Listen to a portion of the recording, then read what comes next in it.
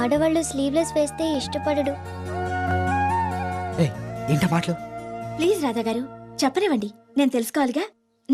గోళ్లు పెంచుకుంటే అస్సలు ఇష్టపడడు. ఆయనకి ఇష్టమైనవేంటి?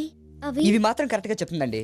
ఎందుకంటే నాకు ఏమేమి ఇష్టమో తెలుసుకుని దానికి ఆపోజిట్ గా చేయడం తనకు అలవాటు. చెప్పు. Excuse me. Carry on. చెప్పండి. క్రీమ్ కలర్ డ్రెస్ అంటే చాలా ఇష్టం.